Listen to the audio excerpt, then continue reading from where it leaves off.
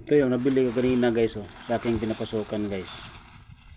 So titingnan natin kung mayroong magandang pwedeng gawin nating collection dito guys. Kasi mga common coins ito eh.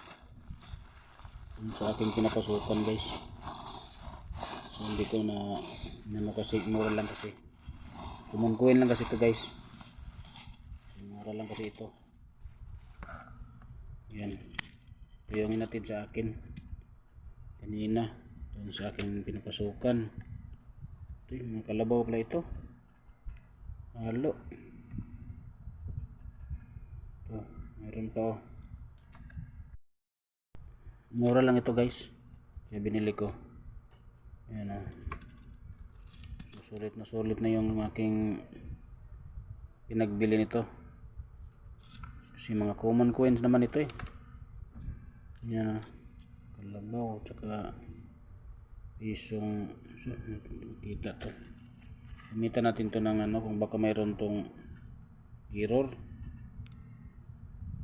Gamitan natin ng magnifying glass. Ito guys yung Jose Rizal yan dito, nawala na yung eagle, yung A na letter tsaka yung Rizal hindi na mababasa.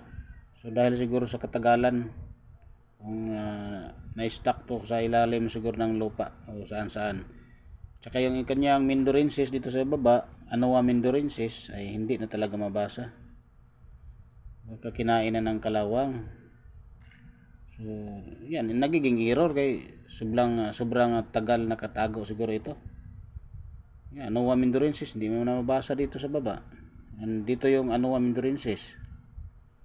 So, nagiging error na dahil sa katagalan na nabubura yung pangalan.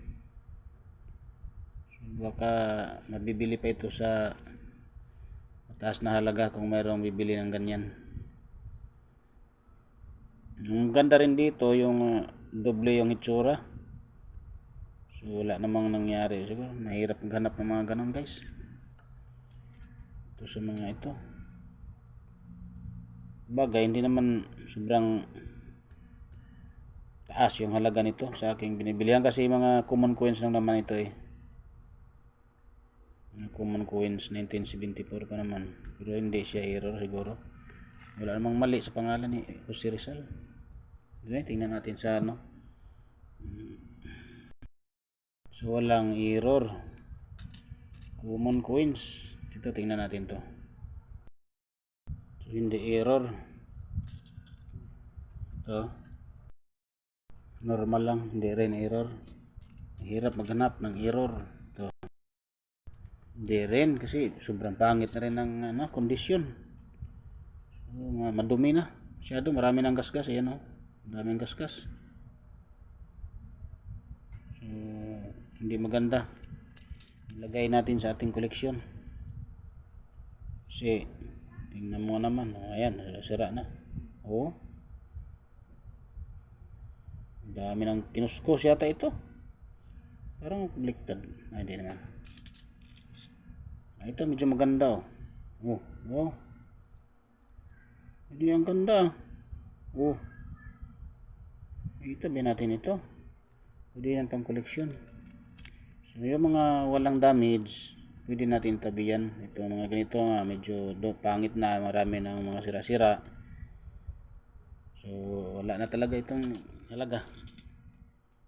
Wala nang bibili ng 50 pesos bawat isa nito, wala nang bibili. Siguro 2 piso meron pa pagka ganito ang kondisyon ng inyong barya. Hindi, parang mayroon itong problema. Sige, tingnan natin. Ito, wala. Itong sa ulo, hindi kaya sinadya ito, parang sinadya yata yan. So ang karamihan sa mga ganitong coins, yung nakasulat dito sa baba na Republika ng Pilipinas ay hindi na nababasa, nabubura na. So, ibig sabihin kasi hindi naman na sinadya yan na mabubura dahil sa katagalan siguro. Kaya yung pangalan dito na Republika ng Pilipinas, kung hindi ako nagkamali, ay nabubura na. So dahil sa kaikot-ikot, yun nabubura yung pangalan ng Republika ng Pilipinas dito sa ibabaw ng year dito. Hindi mo na mabasa. So siguro considered siguro na error yan, pero hindi naman maganda sa ang kanyang kondisyon, hindi maganda. Kaya wala na rin halaga yan. Yung karamihan talaga nito yung dito wala na So wala nang bibili ng mataas na halaga sa mga bariyang ito kapag hindi siya error. Dami na rin gas, wala talagang presyo na mataas. Ito yung magagawa pagka ganito. Lulugi tayo sa pamimili ng mga common coins. Mga common coins naman ito Hindi tayo makahanap ng error. Ang hirap maghanap ng error kasi ito sa Cocos Nocifera wala din, hindi natin alam yung error nito. Hindi natin silipin sa magnifying glass. So damage na, daming gasgas. Si Andres Bonifacio pa rin pala nakalagay dyan. Nakala ko sino si Andres Bonifacio rin pala ang mukha na yung ating Cocos Nocifera. Ito kaya Rizal din ito. Daming damage sa mukha ni Rizal. Parang initak-itak yata itong mukha ni Rizal. Tingnan mo dito, hindi na maayos, daming sugat parang iniitak. Hindi mo maintindihan kung anong nangyari dyan. So pumangit. Di kaya pinukpok yan. Kahit silipin natin ng magnifying, ganun din talagang itsura ang daming yung ilong niya daming sugat. Nagkakaroon ng error siguro, pero hindi yan gawang tao yan, human error. Pag machine, hindi na magiging itsurang ganyan ang wrong punch. Dito parang 1985, so walang error. Pangit na yung itsura, lumang luma na. Wala rin, mga damage coins na rin. Yan, madaming gas-gas sa gilid. Ito ganun din. Wala tayong swerte sa ating nabili. Sige lang, okay lang yan. Mayroong isang pirasong Anoa Mendorensis ito. Medyo maganda-ganda Ito sa ating Cocos Nocifera. Damage coin. Ito, yung 5 piso. 5 piso. Daming gas-gas.